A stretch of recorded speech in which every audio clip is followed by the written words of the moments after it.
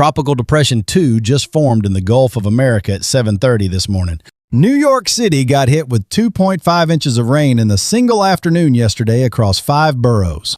And the hurricane tracking satellite GOES-19 has been offline since July 15th at 4:10 p.m. Eastern. National Hurricane Center drops an official 11 a.m. track pointing this system toward the northern Gulf Coast. Penn Station flooded yesterday as highways turned into rivers across the entire New York tri-state area. Meanwhile, an 80% development chance now makes Tropical Storm Bertha a very real possibility today. Comment your city and state below so we can pin your zone for tropical tracking coverage tonight. Stick around because Sunday shifts this Gulf system northwest. 80% development odds keep climbing. So today we walk through every layer of this fast-developing tropical situation across the Gulf. First up, how Tropical Depression 2 formed and what the Euro model is showing at 80%. Then New York City flash flooding aftermath and what 6 inches of rain could do to Florida next. After that, the GOES-19 satellite outage and why losing our main hurricane tracker matters for safety. Then Gulf Coast city timing from Pensacola through Mobile and New Orleans into early next week ahead. And we wrap with the 2026 Atlantic season outlook and what that means for the weeks still ahead. Tropical Depression 2 is now official, and it is already moving in a concerning direction today. Gulf low officially upgraded to Tropical Depression 2 at 7:30 this morning in the eastern Gulf. NHC says the 11 a.m. track will point this system directly toward the northern Gulf Coast today. Satellite images show a broad surface low forming over the eastern Gulf of America right now. Winds remain light and thunderstorms are still disorganized, but gradual development is absolutely possible. NHC official development odds sit at 30% for the next 48 hours as of this morning. And 40% odds over the next 7 days. Those numbers have been climbing all week long. Storm Chaser reports have pushed informal odds to 80% for developing into Tropical Storm Bertha. Euro model is showing 80+% probability of tropical depression development over the next 3 days. Movement is expected generally northward to northwestward over the next several days from now. Greatest potential impacts extend from the Florida Panhandle westward toward Alabama, Mississippi, and Louisiana. Air Force Reserve reconnaissance aircraft already scheduled Sunday give us 90% better track data. Even if it stays weak, heavy rainfall, gusty winds, rough surf, and rip currents are all possible. Comment your city if you live along the Gulf Coast so we can update your zone this afternoon. Current NHC guidance puts major hurricane probability below 10% before any Gulf Coast landfall. Most likely outcome is a tropical depression or possibly a weak tropical storm and not a major hurricane. Shifting over to New York City now because what happened yesterday was genuinely hard to believe. Over 2.5 inches of rain hammered parts of the metro in a single afternoon on July 18th. Flash flood warnings went up across 5 boroughs as storm drains simply could not keep pace. Penn Station, one of the busiest U.S. transit hubs, flooded completely during the afternoon rush. Highways across the tri-state area turned into rivers with drivers stranded inside their vehicles. Neighborhoods hit hardest include Jamaica Queens, Crown Heights, Forest Hills, Brooklyn Heights, and Park Slope. All of that happened while Canadian wildfire smoke was still choking air quality across the region. That was a weather double punch, toxic air above and flash flooding rising from below simultaneously. New York has not seen a compound weather event like that since the brutal summer of 2021. Flash flood watches remain in effect for parts of the metro region running into Sunday evening. Philadelphia and northern New Jersey each picked up over 1.5 inches, with additional rounds expected Sunday. If you live in the metro area, check your local alerts because more heavy rain is possible Sunday. Keep street drains clear, move vehicles off low-lying streets, and know your escape route before dark. Down in Florida, the story is heavy rain regardless of whether this system gets a tropical name. West Central Florida is looking at 4 to 6 inches of rain through Thursday morning from this system.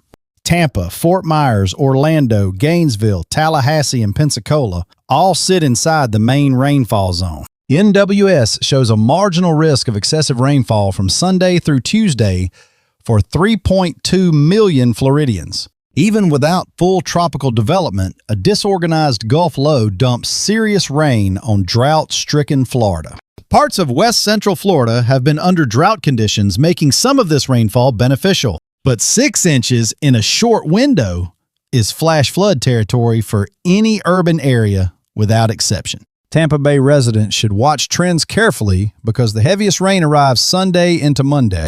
Fort Myers still rebuilding from Hurricane Ian. Infrastructure damage could see roads flood extremely quickly. Orlando tourists face 1 to 2 inches per hour rain rates. That is dangerous flash flooding speed.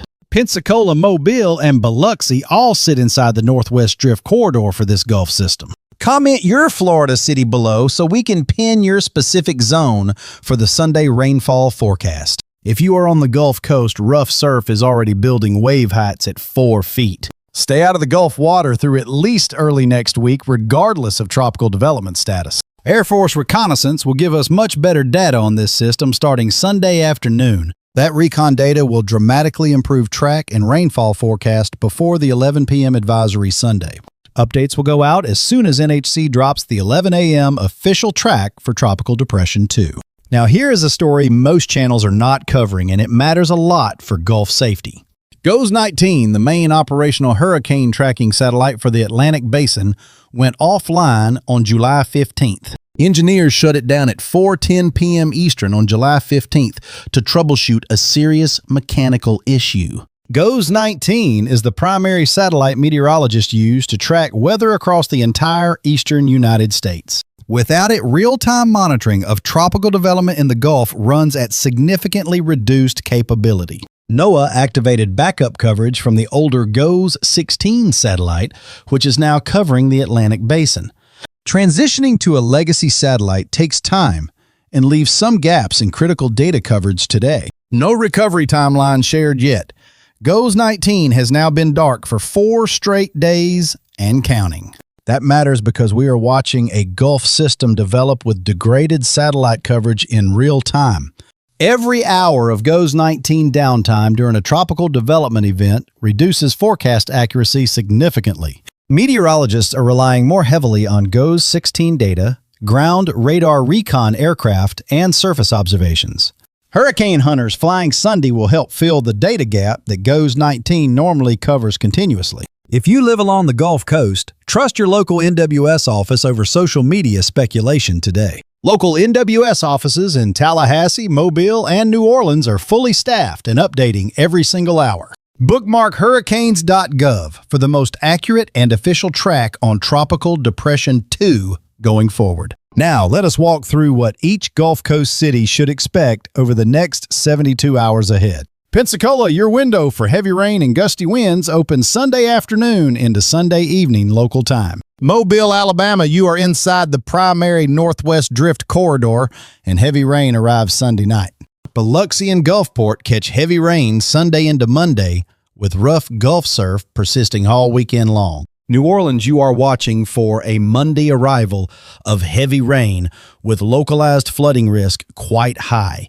Baton Rouge and Lafayette are watching for Monday rainfall totals between 3 and 5 solid inches. Houston sits farther west, but Gulf moisture still pumps significant humidity and rain inland through Monday. Jacksonville and Savannah sit on the eastern edge and face elevated rip current risk starting today. Tampa, your worst rain window is Sunday into Monday, with totals possibly reaching 4 to 6 inches. Fort Myers and Cape Coral sit inside the core moisture zone for the Sunday and Monday rainfall. Miami and Fort Lauderdale face 3 to 5 foot swells and a rip current risk rated high. Key West gets heavy swells and rough surf, but the heaviest rain stays mostly north of you. Orlando and surrounding theme parks face the highest 1 to 2 hour rain rates on Sunday afternoon. Comment your Gulf Coast city and tell us if you want hour-by-hour timing for your specific area. Rough surf and rip currents are now active from Key West all the way up to the Panhandle. Avoid Gulf swimming through at least early Tuesday, regardless of what this system does with intensity. Emergency managers across the Gulf Coast are monitoring closely with resources already at 4 staging sites. Sandbag distribution sites have opened in Pensacola and Mobile ahead of the Sunday rainfall window. Louisiana Homeland Security is coordinating with FEMA for potential Monday overnight flood response efforts. That level of pre-staging across 4 Gulf states tells you how seriously professionals treat this situation. Here is some bigger picture context that actually matters for understanding this Gulf system in perspective. NOAA official 2026 Atlantic hurricane season forecast calls for 8 to 14 named storms in total. Of those, 3 to 6 are expected to strengthen into hurricanes and 1 to 3 become major hurricanes. NOAA gives 55% odds this season ends up below normal activity for the entire Atlantic basin. El Niño developing and strengthening is the main driver behind that below normal season forecast this year. El Niño adds 15 to 25 knots of extra shear that tears apart most Atlantic storm structures. But even a below normal season produces dangerous storms, especially for Gulf Coast communities near the water. Gulf of America systems are especially tricky because they develop fast in warm, shallow coastal waters.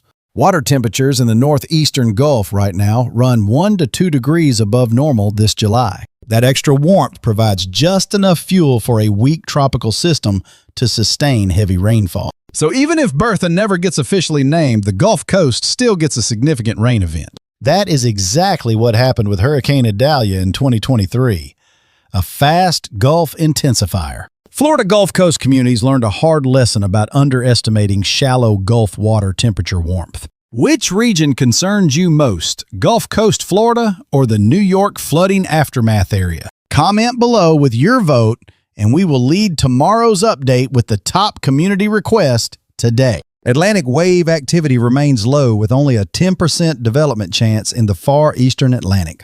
That Cabo Verde wave is unlikely to develop due to increasing wind shear and dry air by weekend. So all attention stays on Tropical Depression 2 in the Gulf and the heavy rain it generates. NHC is the only official source, and they update every 6 hours. Check hurricanes.gov regularly today. Bottom line, this is a flood event first and a tropical development story second, in every way. Whether or not it gets a name, Gulf Coast communities are looking at 3 to 6 inch totals. Which Gulf Coast city are you watching most closely for this system as it develops and moves? Comment below. Pensacola, Mobile, New Orleans, Tampa, Fort Myers, or somewhere else along the Gulf today. Your local NWS office updates every hour. Visit weather.gov and enter your 5-digit zip code. Sign up for wireless emergency alerts on your phone so watches and warnings come directly to you. Mobile apps like the NWS app and weather.gov give you county-level flood watch status instantly. Flood watches and warnings move fast with Gulf systems, so check your alerts every 2 to 3 hours. Never drive through flooded roads. 6 inches of moving water stops most passenger vehicles completely cold. Turn around, do not drown. That saying has saved thousands of lives across the Gulf Coast. Have a 72-hour emergency kit ready if you live in a low-lying Gulf Coast neighborhood today. That kit should include 3 days of water, flashlights, a battery radio, and important personal documents. NOAA Weather Radio is broadcasting continuous Gulf Coast tropical updates on all WXL band frequencies. If you live in a mobile home on the Gulf Coast, identify your nearest public shelter location. Storm surge from even a weak tropical depression can run 1 to 2 feet above normal tide levels. Gulf beaches are already showing 4 to 6 foot wave sets with strong lateral rip current patterns.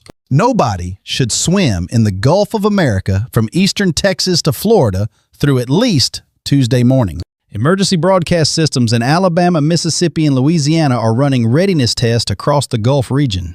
Bay County, Florida, and Escambia County have issued voluntary evacuation advisories for low-lying flood zones. That proactive step in Bay County and Escambia County covers roughly 650,000 coastal residents today. So if you live in a flood zone and receive a voluntary advisory, please take it seriously. NHC drops an 11 a.m. advisory with the official track for Tropical Depression 2 arriving very shortly. That track will determine how much of Alabama, Mississippi, and Louisiana falls inside the primary rain band. Models show a west-northwest drift over the next 48 hours before a northward curve Sunday night. If the system curves north sooner, Tampa Bay gets the worst rainfall on Sunday afternoon instead.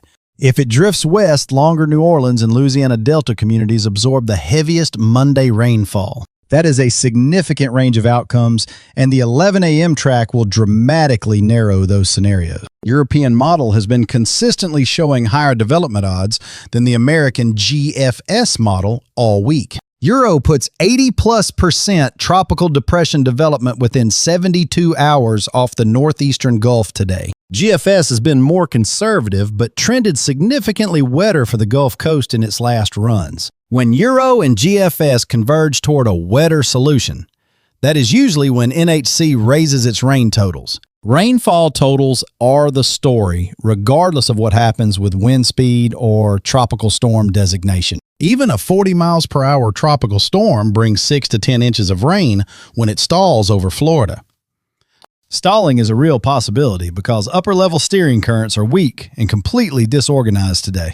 A stalling system over Tampa Bay could drop double-digit rainfall totals over a 48 to 72-hour window. That is why NWS excessive rainfall risk is in play from Sunday all the way through Tuesday morning. Comment below and tell us, are you in a flood zone and are you making preparations today? Your comments tell us which of the 5 Gulf states to lead tomorrow morning's update video with. Flood damage from slow-moving Gulf systems historically exceeds wind damage at equivalent storm intensity. Harvey in 2017 dropped 60 inches over Houston, the all-time U.S. rainfall record for one storm. Bertha, or not the Gulf Coast, cannot afford to wait for a tropical name before taking rain seriously. All right, let us pull it all together with a recap of everything covered in this video today. Tropical Depression 2 formed in the Gulf this morning, and NHC drops an official track at 11 a.m. An 80% development chance makes Tropical Storm Bertha a likely outcome over the next 72 hours. New York City was slammed by 2.5 inches in one afternoon with Penn Station completely flooded yesterday. And GOES 19, our main hurricane satellite, has been offline since July 15th at 4:10 p.m. Eastern Time. Those 3 facts together paint a serious picture for the Gulf Coast and Florida communities today. Share this video with anyone you know living from Houston east to Jacksonville along the Gulf today. A heads up from a friend hits harder than any random weather app push notification on your phone. Subscribe and hit the bell so the 11 a.m. NHC track drops right into your feed today.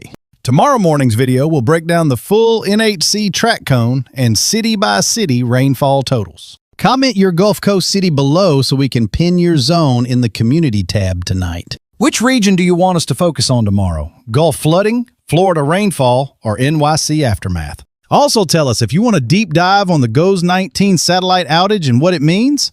That is it for now. Go check hurricanes.gov and bookmark it through Tuesday morning for updates. Stay safe out there, folks, and make sure family and neighbors along the Gulf know what is coming.